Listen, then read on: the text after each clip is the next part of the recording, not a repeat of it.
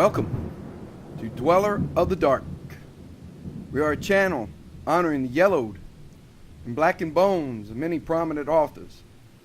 We will be digging up several obscure, strange, and forgotten authors who influenced many of the great horror, science fiction, and fantasy writers today. The channel is growing. The comments and author recommendations are great, and we appreciate you tuning in. We will be recognizing many of you in future episodes for the great support. Comment below if you like. If you have other authors you'd like to see recognized, list them in the comments or contact our author page. Subscribe for more tales of the horrifying, obscure, strange, and forgotten. We'll have quite a collection, climbing out of the tombs. If you like any of our tales, hit the like button below. You can find us on Facebook, Jeffrey LeBlanc, Horror Writer.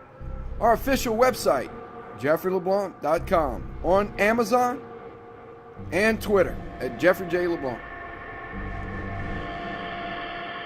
Tonight, the moon is full and the bats have taken flight as we resurrect the mummy of the great Robert Albert Bloch. He was a writer with a diverse array of stories in crime, horror, fantasy, and science fiction. Bloch is best known as the writer of Psycho that led to Alfred Hitchcock's masterpiece, many great tales on Rod Serling's Night Gallery, and the Hammer horror film classic, The House That Dripped Blood. Robert Bloch's fondness for humor and horror was evident in puns. It can be seen in the titles of his story collections, such as Tales in a Jugular Vein, Such Stuff as Screams Are Made Of, and Out of the Mouths of Graves. Then there's the classic Bloch favorite line, I have the heart of a child. I keep it in a jar on my shelf. There are hundreds of Bloch short stories and over 30 novels. Robert Bloch was one of the youngest members of the Lovecraft Circle. He corresponded often with H.P. Lovecraft, and then began his professional writing career after high school graduation at the age of 17. He was a protege of H.P. Lovecraft, who was the first to seriously encourage Bloch's talent. Robert Bloch won numerous awards in writing.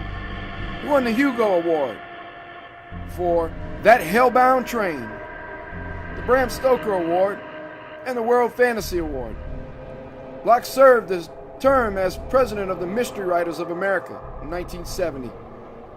He was a member of the Mystery Writers of America, Science Fiction Writers of America, the Writers Guild of America, the Academy of Motion Picture Arts and Sciences, and the Dracula Society.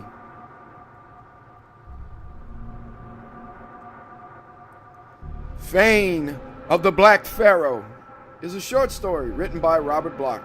It was first published in Weird Tales, December 1937. Weird Tales foreshadowed the story with the quote, those eyes shone through the shadows, unwinking, unchanging, omniscient in this little world of the dead. Certainly the quote forebodes the future of our hapless Captain Carteret and his destiny with a remarkable hidden wall. Captain Carteret's guide on this journey to the ancient relic may not be all that he seems. Who is the Black Pharaoh? Can our Captain Carteret solve the mystery of the wall and his guide before it's too late?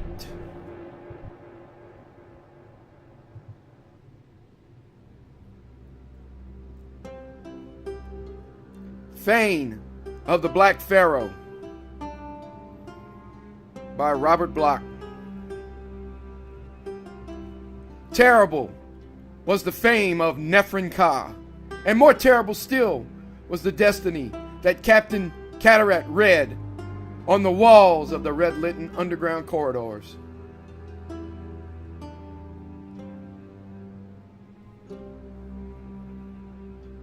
Liar, said Captain Carteret. The dark man did not move, but beneath the shadows of his burnous, a scowl slithered across a contorted countenance. When he stepped forward into the lamplight, he smiled. "That is a harsh epithet, Effendi," purred the dark man. Captain Carteret stared at this midnight visitor with quizzical appraisal. "A deserved one, I think," he observed. "Consider the facts. You come to my door at midnight, uninvited and unknown. You tell me some long rigmarole about secret vaults below Cairo, and then voluntarily offer to lead me there." "That is correct," assented the Arab blandly. He met the glance of the scholarly captain calmly. "Why should you do this?" pursued Carteret. "If your story is true, and you do possess so manifestly absurd a secret, why should you come to me? Why not claim the glory of discovery yourself?" "I told you, Effendi," said the Arab, "that is against the law of our brotherhood. It is not written that I should do so, and knowing of your interest in these things, I came to offer you the privilege." "You came to pump me for information. No doubt that's what you mean," retorted the captain acidly. "You beggars have some devilishly clever ways of getting underground information, don't you? So far as I know, you're here to find out how much I've already learned, so that you and your fanatic thugs can knife me if I know too much." "Ah," the dark stranger suddenly leaned forward and peered into the white man's face. "Then you admit that what I tell you is not wholly strange. You do know something of this place already?" "Suppose I do," said the captain, unflinching. "That doesn't prove that you're a philanthropic guide to what I'm seeking. More likely, you want to put me, as I said, then dispose of me and get the goods for yourself. No, your story's too thin." "Why, you haven't even told me your name." "My name?" the Arab smiled. "That does not matter. What does matter is your distrust of me. But since you have admitted at last that you do know about the crypt of Nephren-Ka, perhaps I can show you something that may prove my own knowledge." He thrust a lean hand under his robe and drew forth a curious object of dull black metal. This he flung casually on the table, so that it lay in a fan of lamplight. Captain Carteret bent forward and peered at the queer metallic thing. His thin, usually pale face now glowed with unconcealed excitement. He grasped the black object with twitching fingers. "The seal of Nephren-Ka?" he whispered. When he raised his eyes to the inscrutable Arabs once more, they shone with mingled incredulity and belief. "It's true, then, what you say," the captain breathed. "You could obtain this only from the secret place, the place of the blind apes where Nephren-Ka binding up the threads of truth." The smiling Arab finished the quotation for him. "You too have read the Necronomicon, then?" Carteret looked stunned. "But there are only 6 complete versions, and I thought the nearest was in the British Museum." The Arab smiled broadened. "My fellow countryman, Alfred left many legacies among his own people," he said softly. "There is wisdom available to all who know where to seek it." For a moment there was silence in the room. Carteret gazed at the black seal, and the Arab scrutinized him in turn. The thoughts of both were far away. At last the thin, elderly white man looked up with a quick grimace of determination. "I believe your story," he said. "Lead me." The Arab, with a satisfied shrug, took a chair unbidden at the side of his host. From that moment, he assumed complete psychic mastery of the situation. "First, you must tell me what you know," he commanded. "Then I shall reveal the rest." Carteret, unconscious of the other's dominance, complied. He told the stranger his story in an abstracted manner, while his eyes never swerved from the cryptic black amulet on the table. It was almost as though he were hypnotized by the queer talisman. The Arab said nothing, though there was a gay gloating in his fanatical eyes.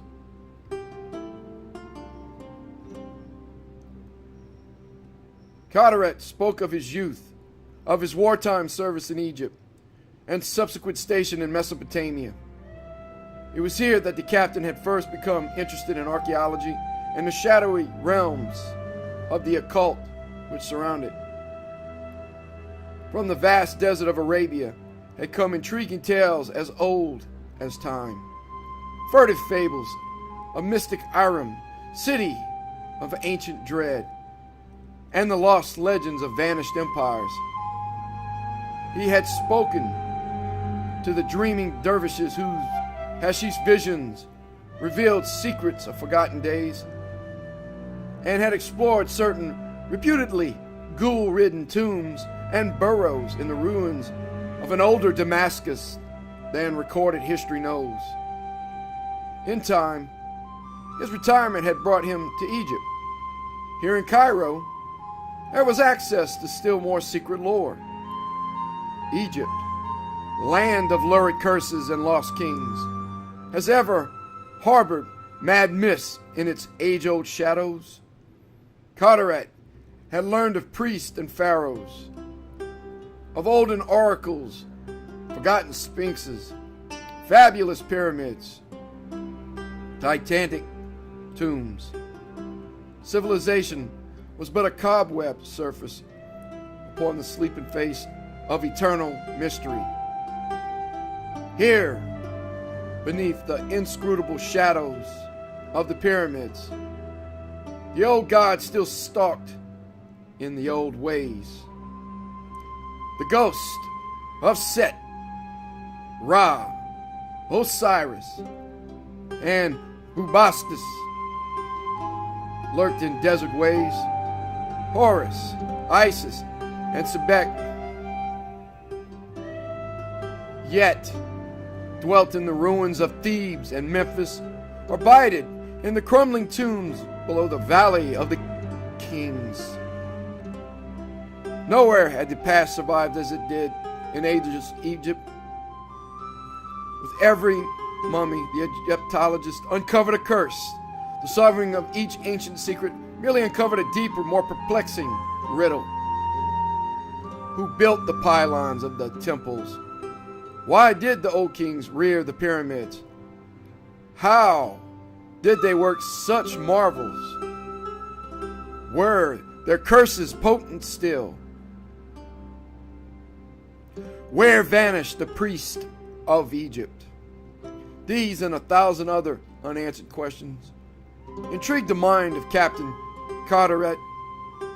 In his newfound leisure, he read and studied, talked with scientists and savants. Ever the quest of primal knowledge beckoned him on to blacker brinks. He could slake his thirsty soul only in stranger secrets, more dangerous discoveries. Many of the reputable authorities he knew were open in their confessed opinion that it was not well for meddlers to pry too deeply beneath the surface. Curses had come with puzzling promptness, and warning prophecies had been fulfilled with a vengeance. It was not good to profane the shrines of the old dark gods who still dwelt within the land. But the terrible lure of the forgotten and the forbidden was a pulsing virus in Carteret's blood. When he heard the legend of Nephren-Ka, he naturally investigated. Nephren-Ka, according to authoritative knowledge, was merely a mythical figure. He was purported to have been a pharaoh, no known dynasty, a priestly usurper of the throne. The most common fables placed his reign in almost biblical times.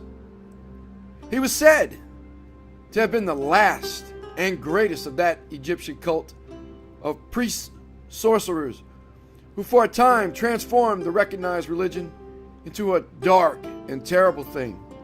This cult, led by the arch-hierophants of Bubastis, Anubis, and Sebek, viewed their gods as the representatives of actual hidden beings, monstrous beastmen who shambled on earth in primal days. They accorded worship to the Elder One, who was known to myth as Nyarlathotep, the mighty messenger. This abominable deity was said to confer wizards' powers upon receiving human sacrifices, and while the evil priests reigned supreme, they temporarily transformed the religion of Egypt into a bloody shambles. With anthropomancy and necrophilism, they sought terrible boons from their demons. The tale goes that Nephren-Ka, on the throne, renounced all religion save that of Nyarlathotep. He sought the power of prophecy and built temples to the blind ape of truth. His utterly atrocious sacrifices at length provoked a revolt, and it is said that the infamous pharaoh was at last dethroned. According to this account, the new ruler and his people immediately destroyed all vestiges of the former reign, demolished all temples and idols of Nyarlathotep, and drove out the wicked priests, prostituted their fate to the carnivorous Bubastis, Anubis, and Sebek. The Book of the Dead was then amended so that all references to the pharaoh Nephren-Ka and his accursed cults were deleted. Thus, argues the legend, the furtive faith was lost to reputable history. As to Nephren-Ka himself, a strange account is given of his end. The story ran that the dethroned pharaoh fled to a spot adjacent to what is now the modern city of Cairo. Here it was his intention to embark with his remaining followers for a westward isle. Historians believe that this isle was Britain, where some of the fleeing priests of Bubastis actually settled. But the pharaoh was attacked and surrounded, his escape blocked.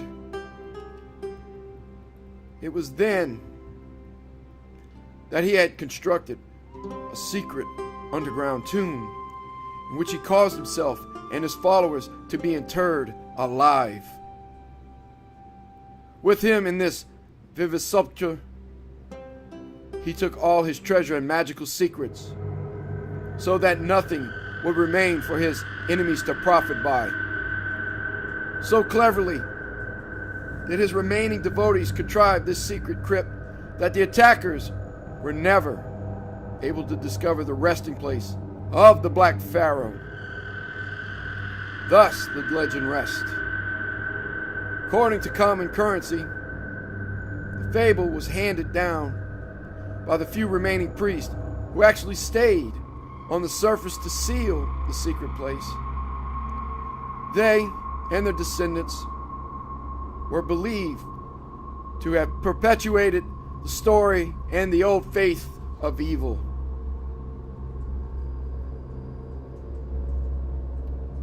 Following up this exceedingly unusual story Carteret delved into the old tomes of the time. On a trip to London, he was fortunate enough to be allowed an inspection of the unhallowed and archaic Necronomicon of Abdul Azared. In it were further emendations. One of his influential friends in the Home Office, hearing of his interests, managed to obtain for him a portion of Ludwig Prin's evil and blasphemous De Vermis Mysteries, known more familiarly to students of recondite arcana as Mysteries of the Worm. Here, in that greatly disputed chapter on Oriental myth entitled Saracenic Rituals, Carteret found still more concrete elaborations of the Nephren-Ka tale. Prin, who consorted with the medieval seers and prophets of Saracen times in Egypt, gave a good deal of prominence to the whispered hints of Alexandrian necromancers and adepts. They knew the story of Nephren-Ka and alluded to him as the Black Pharaoh. Prin's account of the pharaoh's death was much more elaborate. He claimed that the secret tomb lay directly beneath Cairo itself, and professed to believe that it had been opened and reached. He hinted at the cult survival mentioned in the popular tales, spoke of a renegade group of descendants whose priestly ancestors had interred the rest alive. They were said to perpetuate the evil faith and to act as guardians of the dead Nephren-Ka and his buried brethren, lest some interloper discover and violate his resting place in the crypt. After the regular cycle of 7,000 years, the Black Pharaoh and his band would then arise once more and restore the glory of the ancient faith. The crypt itself, if Prin is to be believed, was a most unusual place. Nephren-Ka's servants and slaves had builded him a mighty sepulchre, and the burrows were filled with the rich treasure of his reign. All of the sacred images were there, and the jeweled books of esoteric wisdom reposed within. Most peculiarly did the account dwell on Nephren-Ka's search for the truth and the power of prophecy. It was said that before he died, down in the darkness, he conjured up the earthly image of Nyarlathotep in a final gigantic sacrifice, and that the god granted him desires.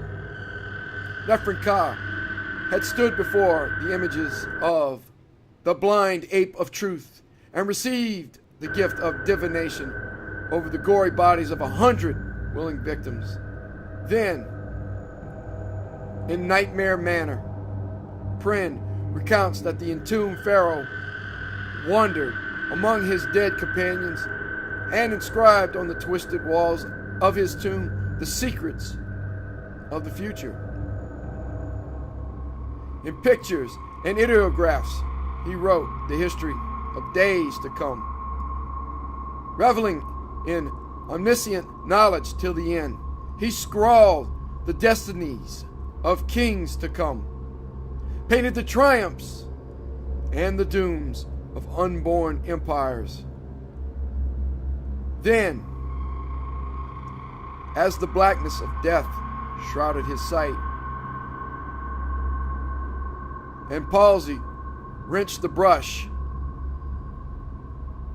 from his fingers, he betook himself in peace to his sarcophagus, and there died. So said Ludwig Prin, he that consorted with ancient seers. Nephren-Ka lay in his buried burrows, guarded by the priestly cult that still survived on earth. and further protected by enchantments in his tomb below. He had fulfilled his desires at the end. He had known truth and written the lore of the future on the nighted walls of his own catacomb. Carteret had read all this with conflicting emotions. How he would like to find that tomb if it existed. What a sensation. He would revolutionize anthropology, ethnology. Of course, the legend had its absurd points. Carteret, for all his research, was not superstitious. He didn't believe the bogus balderdash about Nyarlathotep, Hotep, the blind ape of truth, or the priestly cult. That part about the gift, prophecy, was sheer drivel. Such things were commonplace. There were many savants who had attempted to prove that the pyramids, in their geometrical construction, were archaeological and architectural prophecies of days to come. With elaborate and convincing skill, they attempted to show that, symbolically interpreted, the great tombs held the key to history, that they allegorically foretold the Middle Ages, the Renaissance, the Great War. This, Carteret believed, was rubbish, and the utterly absurd notion that a dying fanatic had been gifted with prophetic power and scrawled the future history of the world on his tomb as a last gesture before death, that was impossible to swallow. Nevertheless, despite his skeptical attitude, Captain Carteret wanted to find the tomb if it existed. He had returned to Egypt with that intention and immediately set to work. So far, he had a number of clues and hints. If the machinery of his investigation did not collapse, it was now only a matter of days before he would discover the actual entrance to the spot itself. Then he intended to enlist proper governmental aid and make his discovery public to all. This much he now told the silent Arab, who had come out of the night with a strange proposal and a weird credential: the seal of the Black Pharaoh, Nephren-Ka. When Carteret finished his summary, he glanced at the dark stranger in interrogation. "What next?" he asked. "Follow me," said the other urbanely. "I shall lead you to the spot you seek." "Now?" asked Carteret. The other nodded. "But it's too sudden. I mean, the whole thing is like a dream. You come out of the night, unbidden and unknown, show me the seal, and graciously offer to grant me my desires. Why? It doesn't make sense." "This makes sense." The grave Arab indicated the black seal. "Yes," admitted Carteret, "but how can I trust you? Why must I go now? Wouldn't it be wiser to wait and get the proper authorities behind us? Won't there be need of excavation? Aren't there necessary instruments to take?" "No." The other spread his palms upward. "Just come. Look here." Carteret's suspicion crystallized in his sharp tones. "How do I know this isn't a trap? Why should you come to me this way? Who the devil are you?" "Patience." The dark man smiled. "I shall explain all. I have listened to your accounts of the legend with great interest.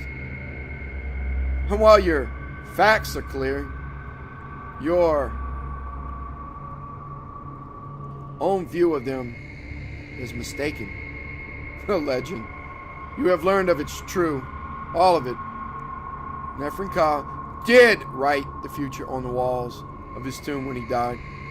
He did possess the power of divination and the priest who buried him formed a cult which did survive. Yes? Carteret was impressed despite himself. I am one of those priests. The word stabbed like words in the white man's brain. Do not look so shocked. It is the truth. I am a descendant of the original cult of Nephren-Ka, one of those inner initiates who have kept the legend alive. I worship the power which the Black Pharaoh received, and I worship the god Nyarlathotep, who accorded that power to him. To us believers, the most sacred truth lies in the hieroglyphs inscribed by the divinely gifted Pharaoh before he died.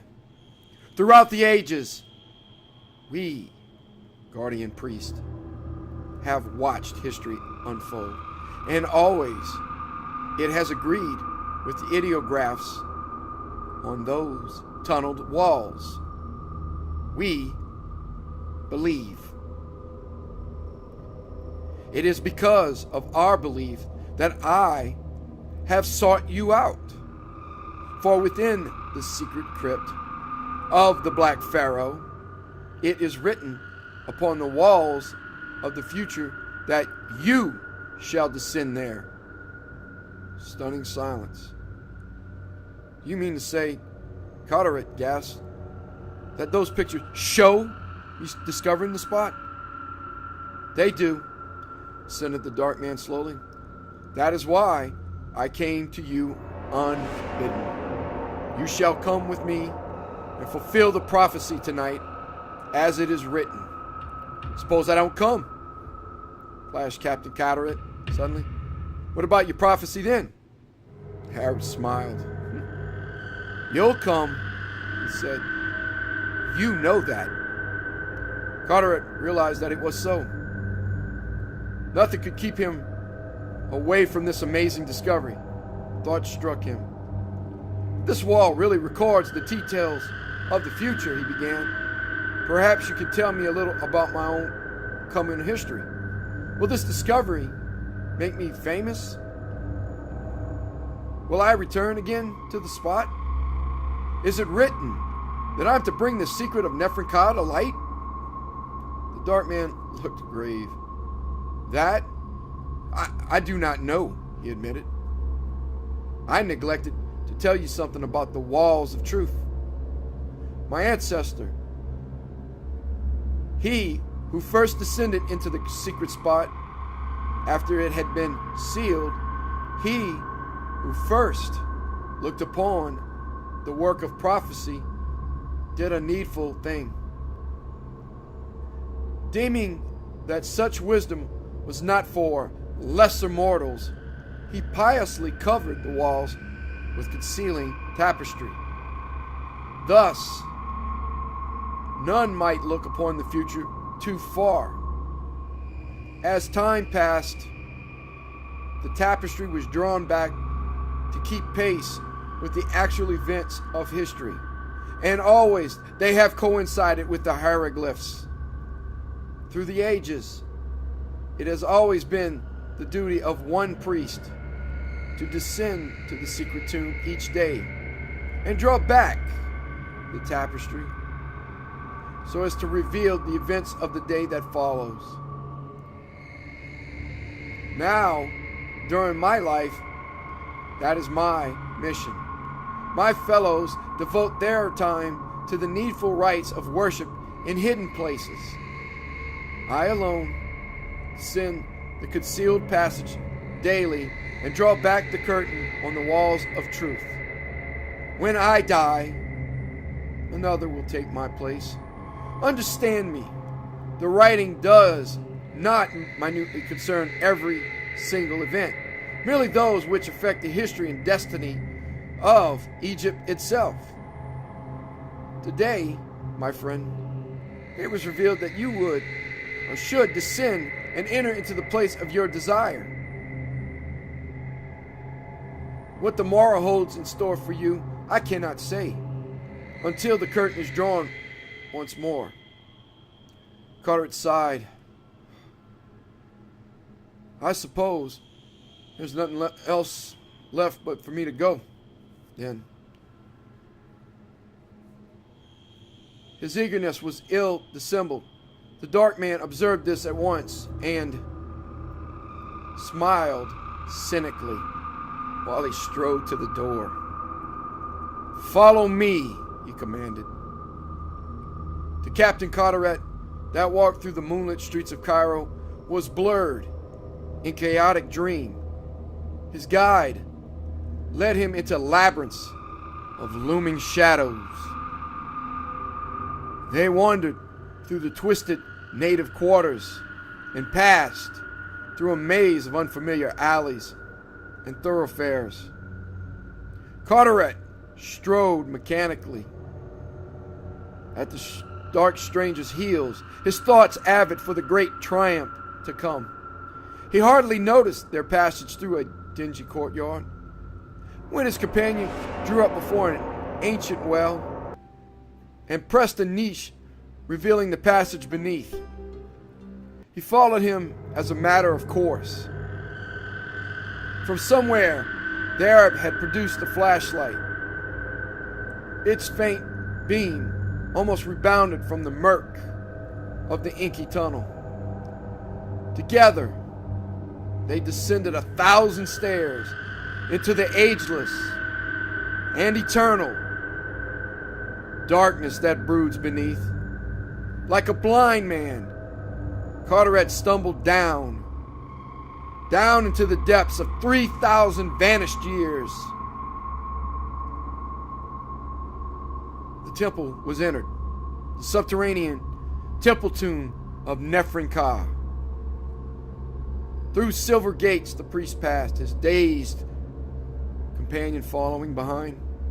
Carteret stood in a vast chamber, the niched walls of which were lined with sarcophagi. They hold the mummies of the interred priest and servants, explained his guide. Strange were the mummy cases of Nephren-Ka's followers, not like those known to Egyptology. The carven covers bore no recognized conventional features, as was the usual custom. Instead, they presented the strange, grinning countenances of demons and creatures of fable. Jeweled eyes stared mockingly from the black visages of gargoyles spawned in a sculptor's nightmare. From every side of the room, those eyes shone through the shadows, unwinking, unchanging, omniscient in this little world of the dead. Carteret stirred uneasily. Emerald eyes of death, ruby eyes of malevolence, yellow orbs of mockery. Everywhere they confronted him. He was glad when his guide led him forward at last, so that the incongruous rays of the flashlight shone on the entrance beyond.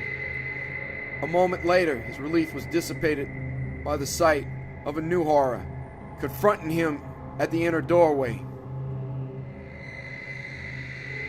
Two gigantic figures shambled there, guarding either side of the opening. Two monstrous, troglodytic figures. Great gorillas they were.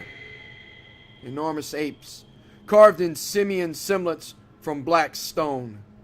They faced the doorway, squatting on mighty haunches, their huge, hairy arms upraised in menace. Their glittering faces were brutally alive. They grinned, bare-fanged, with idiotic glee. And they were blind, eyeless and blind.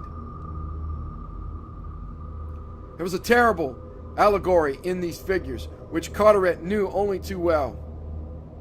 The blind apes were destiny personified, a hulking, mindless destiny whose sightless, stupid gropings trampled on the dreams of men and altered their lives by aimless flailings of purposeless paws.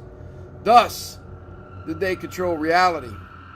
These were the blind apes of truth. According to the ancient legend, the symbols of the old gods worshipped by Nephren-Ka. Carteret thought of the myths once more and trembled. If tales were true, Nephren-Ka had offered up the final mighty sacrifice upon the obscene laps of these evil idols, offered them up to Nyarlathotep, and buried the dead in the mummy cases set here in the niches. Then he had gone on to his own sepulchre within. The guide proceeded stolidly past the looming figures. Carteret, dissembling his dismay, started to follow. For a moment, his feet refused to cross that gruesomely guarded threshold into the room beyond. He stared upward to the eyeless, ogress faces that leered down from dizzying heights, with the feeling that he walked in realms of sheer nightmare. But the huge arms beckoned him on. The unseeing faces were convulsed in a smile of mocking invitation. The legends were true. The tomb existed. Would it not be better to turn back now, seek sane aid, and return again to this spot? Besides, what unguessed terror might not lair in the realms beyond? What horror spawned in the sable shadows of Nephren-Ka's inner secret sepulchre? All reason urged him to call out to the strange priest and retreat to safety. But the voice of reason was but a hushed and awe-stricken whisper here in the brooding burrows of the past. This was a realm of ancient shadow where antique evil ruled. Here, the incredible was real, and there was a potent fascination in fear itself. Carteret knew that he must go on. Curiosity, cupidity, the lust for concealed knowledge, all impelled him. And the blind apes grinned their challenge or command. The priest entered the third chamber, and Carteret followed. Crossing the threshold, he plunged into an abyss of unreality. The room was lighted by braziers set in 1,000 stations. Their glow bathed the enormous burrow with fiery luminance. Captain Carteret, his head reeling from the heat and mephitic miasma of the place, was thus able to see the entire extent of this incredible cavern.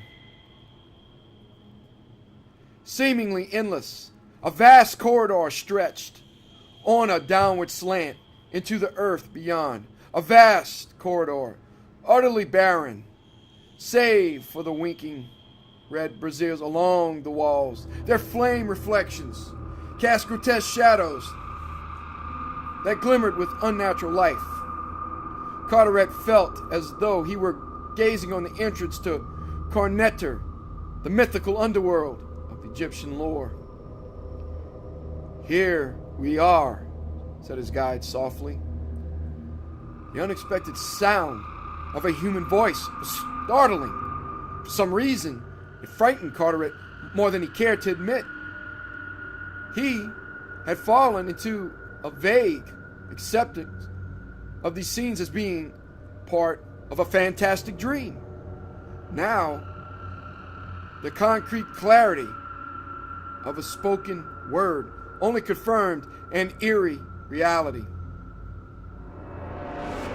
Yes, here they were, in the spot of legend, the place known to Alfred, Prin, and all the dark delvers into unhallowed history.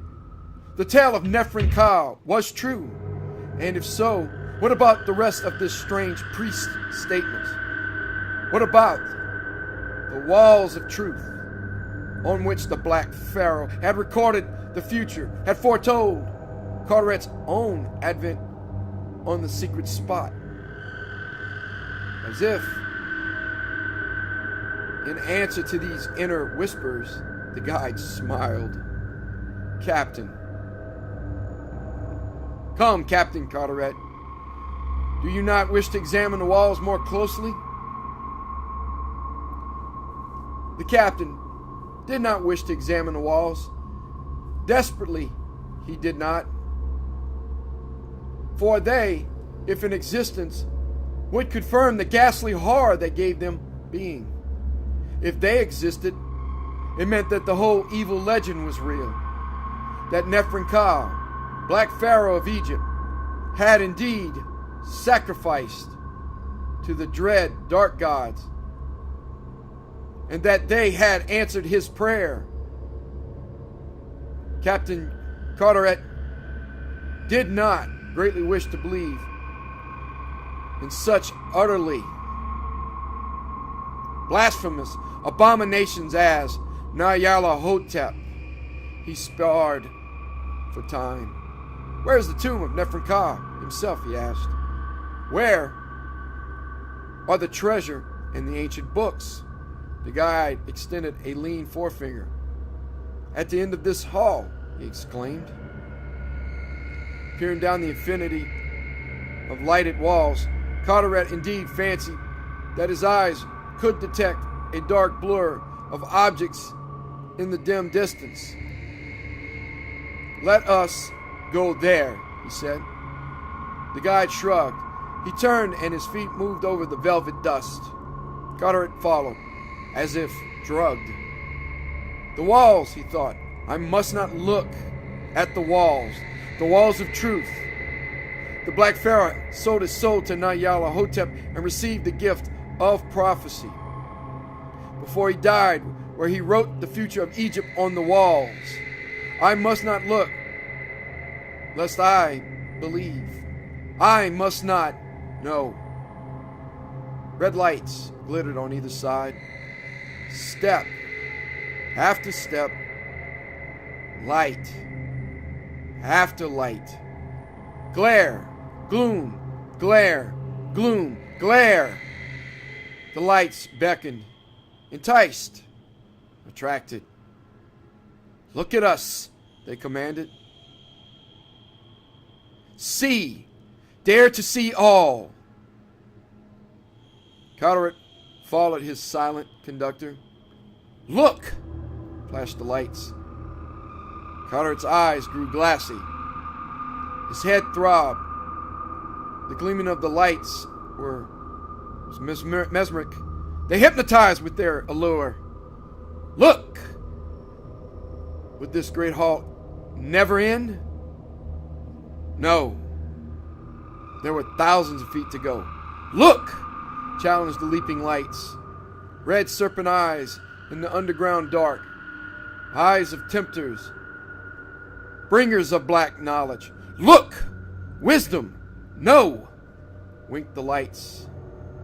They flamed in Carteret's brain. Why not look? It was so easy. Why fear? Why? His dazed mind repeated the question. Each following flare of fire weakened the question. At last, Carteret looked. Mad minutes passed before he was able to speak. Then he mumbled in a voice audible only to himself. True, he whispered, all true. He stared at the towering wall to his left, limned in red radiance. It was an interminable bayou tapestry carved in stone. The drawing was crude in black and white, but it frightened. This was no ordinary Egyptian picture writing. It was not in the fantastic, symbolical style of ordinary hieroglyphs. This was the terrible part. Nephren-Ka was a realist. His men looked like men. His buildings were buildings. There was nothing here but a representation of stark reality, and it was dreadful to see. For at the point where Carteret first summoned sufficient courage to gaze, he stared at an unmistakable tableau involving Crusaders and Saracens. Crusaders of the 13th century. Yet Nephren-Ka had been dust for nearly 2,000 years. The pictures were small, yet vivid and distinct. They seemed to flow along quite effortlessly on the wall, one scene blending into another, as though they had been drawn in unbroken continuity. It was as though the artist had not stopped once during his work, as though he had entirely proceeded to cover this gigantic hall in a single supernatural effort. That was it. A single supernatural effort.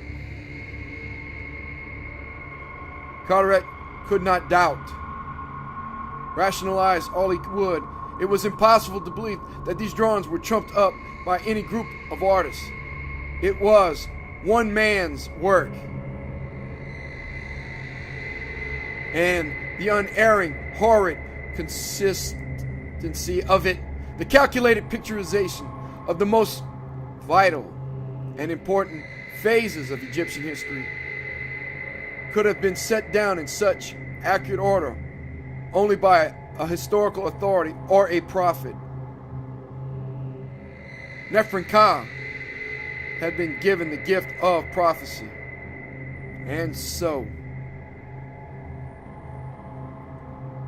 as he ruminated in growing dread, Carteret and his guide proceeded.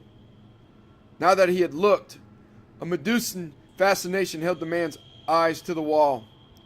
He walked with history tonight. History and red nightmare.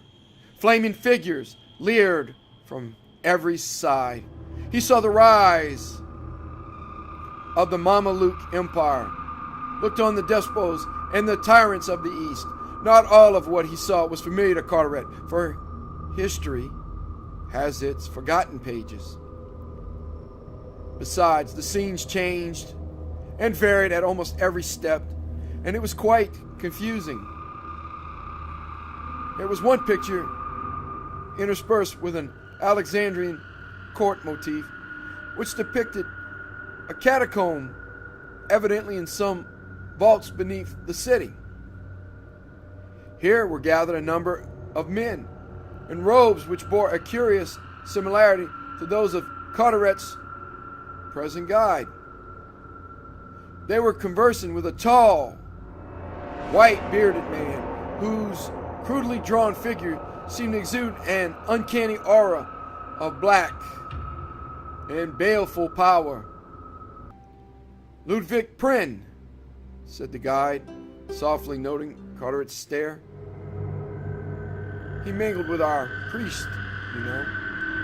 For some reason, the depiction of this almost legendary seer stirred Carteret more deeply than any other hitherto revealed terror.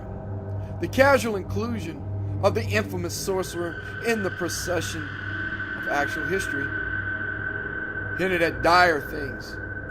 It was as though Carteret had read a prosaic biography of Satan in Who's Who. Nevertheless, with a sort of heart-sick craving, his eyes continued to search the walls as they walked onward to the still indeterminate end of the long, red, illumined chamber of which Nephren-Ka was interred. The guide, priest, now for Carteret no longer doubted, proceeded softly, but stole covert glances at the white man as he led the way. Captain Carteret walked through a dream. On the walls were real now, the walls of truth. He saw the Othmans rise and flourish, looked on forgotten battles and unremembered kings. Often there recurred in the sequence a scene depicting the priest of Nephren-Ka's own furtive cult. They were shown amidst the disquieting surroundings of catacombs and tombs, engaged in unsavory occupations and revolting pleasures. The camera film of time rolled on. Captain Carteret and his companion walked on. Still the walls told their story. There was one small division of the wall which portrayed the priest conducting a man in Elizabethan costume through what seemed to be a pyramid. It was eerie to see the gallant in his fiery pictured amidst the ruins of ancient Egypt. And it was very dreadful indeed to almost watch, like an unseen observer, when a stealthy priest knifed the Englishman in the back as he bent over a mummy case. What now impressed Carteret was the infinitude of detail in each pictured fragment. The features of all the men were almost photographically exact. The drawing, while crude, was lifelike and realistic. Even the furniture and background of every scene were correct.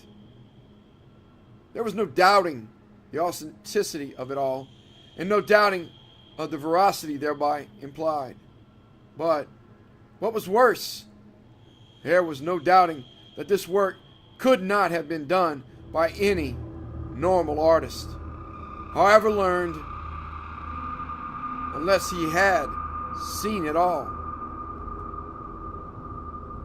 Nephren-Ka had seen it all in prophetic vision after his sacrifice to Nyarlathotep.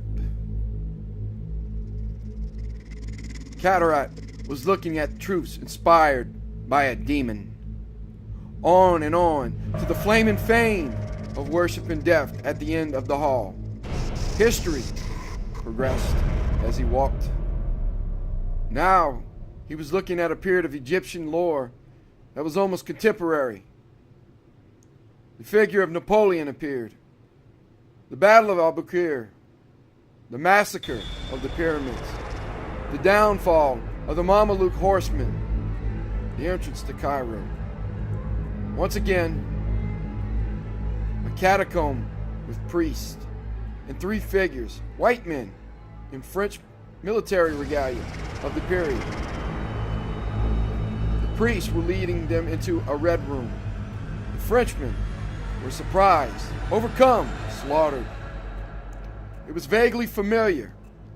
Carteret was recalling what he knew of Napoleon's commission. He had appointed savants and scientists to investigate the tombs and pyramids of the land. The Rosetta Stone had been discovered, and other things. Quite likely the three men shown had blundered onto a mystery the priest of Nephren-Ka had not wanted to have unveiled. Hence, they had been lured to death as the walls showed. It was quite familiar.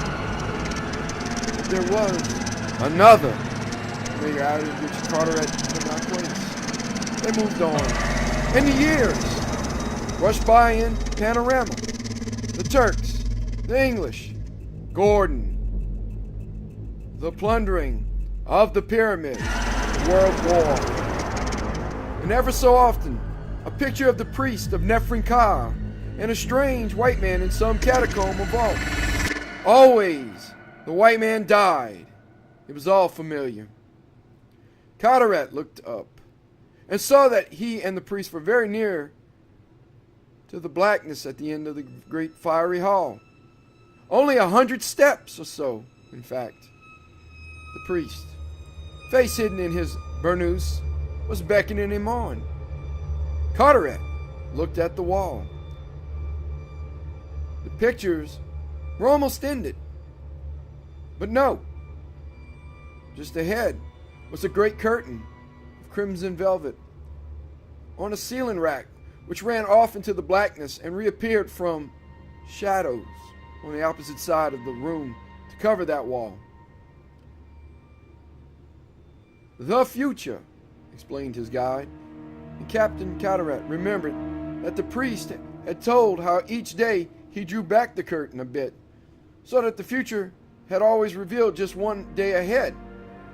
He remembered something else, and hastily glanced at the last visible section of the wall of truth next to the curtain. He gasped. It was true! Almost as though gazing into a miniature mirror, he found himself staring into his own face. Line for line, feature for feature, posture for posture. He and the priest of Nephren-Ka were shown standing together in the red chamber, just as they were now. The red chamber. Familiarity. The Elizabethan man with the priest of Nephren-Ka were in a catacomb when the man was murdered. The French scientists were in a red chamber when they died. Other, later Egyptologists had been shown in a red chamber with the priest, and they too had been slain. The red chamber, not familiarity, but similarity. They had been in this chamber, and now he stood here with a priest of Nephren-Ka. The others had died because they had known too much. Too much about what? Nephren-Ka? A terrible suspicion began to formulate into a hideous reality. The priests of Nephren-Ka protected their own. This tomb of their dead leaders was also their Faen, their temple. When intruders stumbled onto the secret, they lured them down here and killed them lest others learn too much. Had not he come in the same way? The priest stood silent as he gazed at the wall of truth. Midnight, he said softly. I must draw back the curtain to reveal yet another day before we go on. You expressed a wish, Captain Carteret, to see what the future holds in store for you. Now, that wish shall be granted. With a sweeping gesture, he flung the curtain back along the wall for a foot. Then he moved swiftly. One hand leapt from the burnous. A gleaming knife flashed through the air, drawing red fire from the lamps, then sank into Carteret's back, drawing redder blood. With a single groan, the white man fell. In his eyes, there was a look of supreme horror, not born of death alone. For, as he fell, Captain Carteret read his future in the walls of truth, and it confirmed a madness that could not be. As Captain Carteret died, he looked at the picture of his next hours of existence and saw himself being knifed by the priest of Nephren-Ka. The priest vanished from the silent tomb, just as the last flicker of dying eyes showed to Carteret the picture of a still white body, his body, lying in death before the wall of truth.